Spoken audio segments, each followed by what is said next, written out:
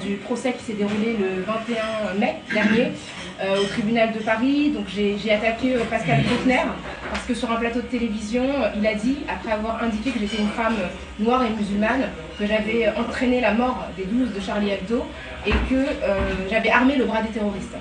Et j'ai porté plainte parce que j'estimais que c'était complètement diffamatoire et qu'on ne pouvait pas raisonnablement considérer que j'avais influencé d'une manière ou d'une autre les terroristes.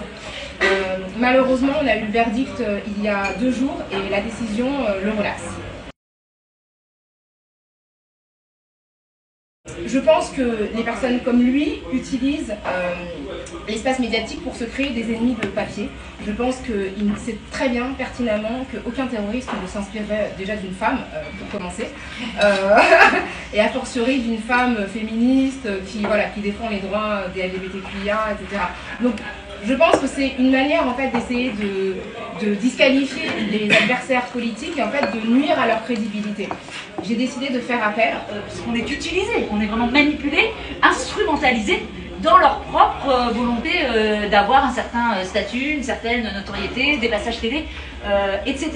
Moi j'avais malheureusement pas pu être là pour l'audience face à Bruckner, mais j'étais là par rapport dans l'audience que tu as eu face à Raphaël Enthoven, qui est encore un autre cas où nous par ailleurs, on se prend ce qu'on nomme des procédures bâillons, c'est-à-dire aussi qui visent vraiment à nous faire taire, moi j'en ai eu aussi quelques-unes, et qui visent à empêcher tout espace d'expression dans l'espace public. Notamment à sa religion, la portée d'attaque, on va considérer que, et c'est les paroles de Pascal Bruckner, qu'il est victime d'un djihad judiciaire.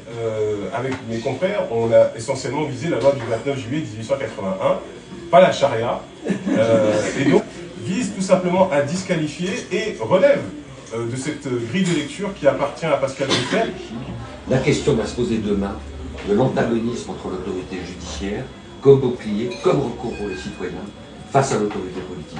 C'est ça le grand sujet de demain, et peut-être que d'une certaine façon, devant la cour d'appel, l'aggravation de la situation, le piétinement des libertés publiques dans ce pays, peut-être va donner un sursaut comme sa responsabilité au juge. Je propose peut-être à Vincent Cespedes de prendre la parole. Alors, tu es philosophe, donc je pense que tu as des choses à dire sur la philosophie de Pascal Bruckner, même si William a dit que c'était pas le sujet, qu'on s'en foutait de Pascal Bruckner. On s'en fout de Pascal Bruckner, on est d'accord, mais je pense que c'est intéressant de peut-être d'analyser ce à quoi il fait écho aujourd'hui. J'ai adoré votre rire, hein, tous. Donc évidemment, c'est pas un philosophe, évidemment, on est bien d'accord. Pas plus que Onfray vieillissant, pas plus que Enthoven, pas plus même que Taille. On les voit, ils commencent là où il y a du sculpture, un peu à gauche, on se maquille de la gauche et puis on fourgue quoi à travers l'étiquette gauche, on fourgue de plus en plus du néofascisme. Est-ce que des électeurs d'extrême droite convaincus et militants vont tiquer en lisant du Pascal Bruckner? C'est le test Bruckner, je viens de l'inventer pour vous. Est-ce que des fascistes lisant Pascal Bruckner se disent « pas mal ce truc, très bon livre de philosophie ». Bien sûr que oui, puisque toute son œuvre se résume à 2 angles. Depuis le début, quand je viens des nouveaux philosophes, je vous fais le résumé, 79, il fait apostrophe, dans la lignée de André Glucksmann, 75, il reprend les thèses de Christopher Lasch sur la culture du narcissisme, qui finalement est un truc un peu anti-progressiste, c'est narcissique d'être progressiste, vous voyez le truc. Et puis il croise ça avec l'anti-totalitarisme, l'anti-marxisme. Et donc en fait on a quoi on a 2 thèses dans sa philosophie. La première, c'est la culpabilité occidentale est un vice. Et il faut éviter la repentance, éviter de critiquer le colonialisme. Tout ça, on doit presque en être fier, c'est notre héritage. Alors, il y a beaucoup d'auteurs qui ont suivi cette mouvance, mais c'est quand même ce maillon-là, pas simplement un bâillon. C'est un maillon, et il y aura des petits Bruckner qui vont arriver bientôt et qui vont continuer l'œuvre. L'œuvre réactionnaire qu'on peut faire remonter depuis Edmund Burke sur la Révolution française. Je le cite, mais vous avez toute son œuvre résumée là-dedans. L'état de victime est devenu un état éminemment désirable. Et il mélange tout, et tout est mélangé. Donc c'est une pensée conservatrice qui vise à brouiller totalement la limite entre victime et coupable. Et ça, c'est la grande porte de l'extrême droite. C'est un blanc-seing pour l'extrême droite. Nous avons affaire à un agent du suprémacisme blanc. Sa pensée est fondamentalement réactionnaire. On peut citer son acolyte, Finkielkraut, qui a suivi exactement la même pente. Il commence, on dirait que c'est un peu de gauche, et ça finit évidemment à se vautrer dans l'identité française en danger, et on voit bien ce qui est visé là-dessus. Donc c'est une perversité théorique qui est mise en chantier, relayée par les médias.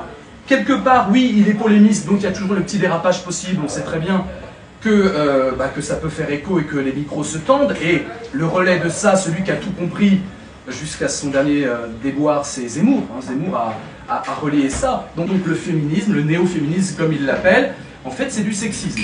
Antiracisme, ah oui, antiracisme, alors le bébé qui naît blanc, forcément il est coupable, ça s'appelle du racisme. Le féminisme devient de l'antiféminisme, l'antiracisme devient du racisme. Ça brouille totalement les cerveaux, les cartes, et c'est ce qui fait qu'on est dans cette situation-là.